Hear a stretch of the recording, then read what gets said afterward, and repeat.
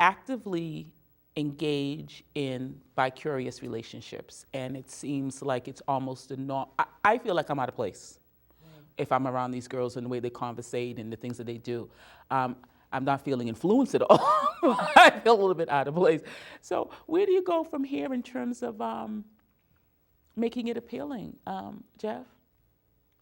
I guess, well, in working with grad students, there's a lot of them that are already past that point of starting and being sexually active, and so then trying to find a new way of explaining it's not no really becomes a struggle. At least for me, it has been in finding the positive ways of explaining it without sounding like a box of quips almost. Like I personally don't know a single person who waited till marriage that has a bad first time story. That's it. I mean, they just don't. So the person who has waited, their story is good. Yeah, they have no like horrible, horrific first time with another person's story. This is the conversation that I just had with somebody. It's like, oh, well, we would have to see it, maybe touch it, you know what I'm saying, to make sure it was going to be okay. But the folks you've talked to said it's all right. Yeah, I guess, I mean, there was never a moment where something just went egregiously wrong. Okay. It might have been awkward, and it might have not worked out smoothly, but It was never something that you told your guys in the locker room and they just cringed. Okay. And from my friends in high school and college that didn't wait, a lot of us have a first-time story that's not as good. Okay. And that has moments of cringing. Okay. And so I guess in trying not to sound quippy, just remembering that there are parts of it that get better.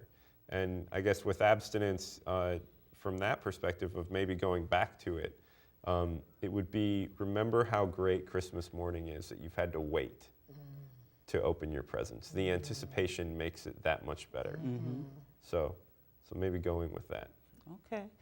I think I probably have time for like a real quick response from you guys, and watch my eyes and I'll let you know. Okay. Go on, Miss Sharon. Okay. I would definitely, absolutely say no. And I would teach, because I have young girls now. I think it starts at home, and I think the leaders need to be leaders and lead by example. Okay.